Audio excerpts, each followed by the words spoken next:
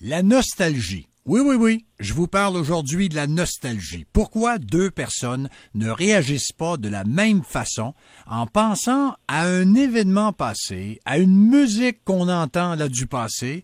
Il y a des cas où ça nous rend triste, puis des fois la même chanson, ça peut nous rendre très heureux. Et j'essaie de comprendre.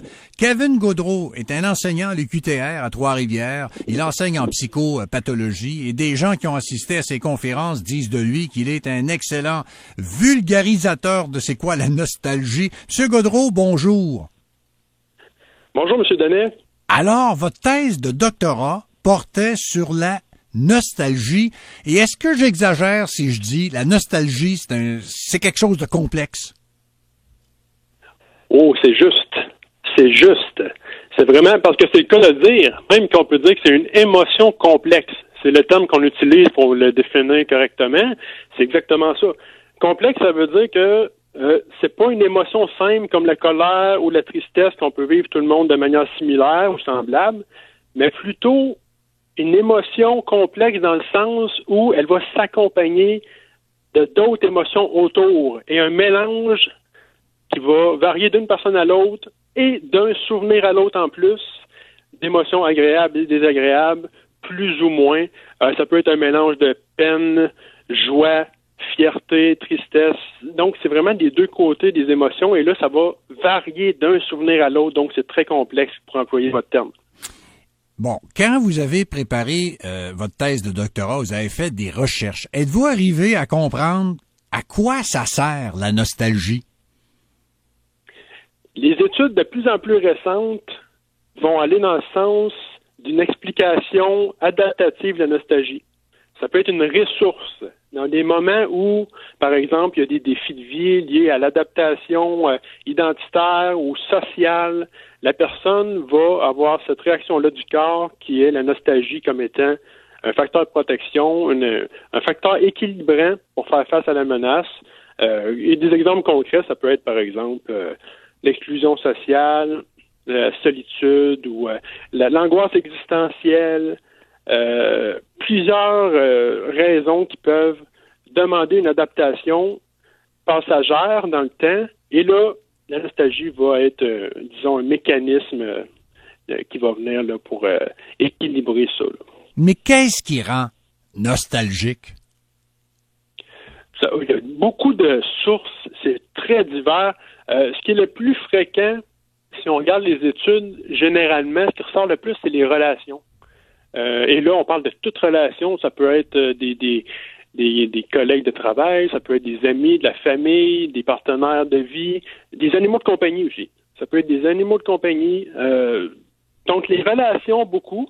Et également, ce qui vient en deuxième, ça va être des moments de vie marquants qui impliquent souvent des personnes en plus, comme des réunions familiales, des parties, des conventums qui vont réactiver la nostalgie des anciens employés, par exemple, qui s'en vont 15 ans plus tard, des choses comme ça, des moments marquants de vie, et le fait qu'il y a des personnes impliquées là-dedans, souvent en plus, va être également un signe que la nostalgie, c'est souvent teinté d'un aspect social vraiment important. Donc, une émotion complexe qui a un lien avec l'identité, donc l'histoire de vie de la personne, et qui est également accompagnée d'un facteur vraiment dominant social. Je vais vous donner un exemple. Fin de semaine dernière, j'écoute une chanson de Karen Carpenters. Vous savez, les Carpenters, il y avait de la très belle musique. Puis j'entends ça à la radio. Puis au même moment, j'ai deux feelings. J'en ai un. Je me rappelle, je suis dans mon studio, là, seul, à CHRD, à Drummondville, là, puis je fais jouer ça, là, puis je me revois dans le studio, puis je me sens bien. Au même moment, j'ai un flash, je me dis, ouais, mais c'est plate ce qui est arrivé à cause de l'anorexie. Cette fille-là, elle est morte. Puis là, je suis furieux. Comment se fait-il qu'une même chanson m'a donné deux feelings complètement opposés? Ça serait imprudent de faire une analyse rapide comme ça, je peux pas dire, mais toutefois, pour garder une objectivité, je peux quand même me prononcer en disant qu'il y a possibilité d'un conflit de valeurs peut-être pour vous par rapport à cette situation-là qui peut générer de la colère, je ne sais pas, peut-être. Et de l'autre côté, peut-être qu'il y a une nostalgie aussi, c'est possible. Peut-être qu'il y a différents facteurs, peut-être qu'il y a autre chose aussi qui peut expliquer ça. Mais peut-être qu'il y a un aspect nostalgie là-dedans, mais qui est accompagné de d'autres choses aussi. Là, je ne veux pas trop m'aventurer. Oui, docteur. Est-ce qu'il faut s'en méfier? Autrement dit, là, est-ce que ça aide la nostalgie ou est-ce que ça peut être une nuisance? Surtout, la nostalgie va surtout aider lorsque vous allez avoir l'impression que le souvenir en tant que tel, il y a une continuité de votre identité avec ce souvenir-là. Plus vous avez l'impression que il y a une suite des valeurs, par exemple, de vos valeurs importantes de vie depuis ce temps-là, plus que ça vous a amené à être qui vous êtes en ce moment, plus vous avez l'impression que ça fait partie de votre identité, plus vous allez avoir l'impression qu'il y a de la rédemption par rapport à ce scénario-là de vie. Et là, ça va amener des aspects vraiment qui peuvent aider à l'estime de soi, au sens à la vie, plusieurs éléments vraiment là, importants pour ce qui est l'aspect bénéfique de la santé mentale, par exemple.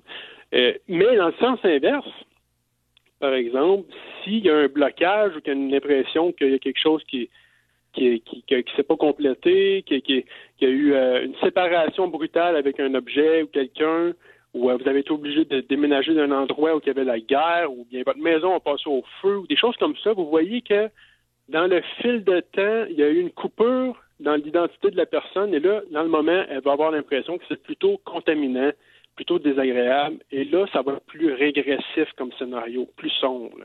Donc, ça dépend d'une personne à l'autre et d'un souvenir à l'autre, encore une fois, on revient à la complexité de la nostalgie. Donc, vous voyez, ça peut être autant d'un bord que de l'autre.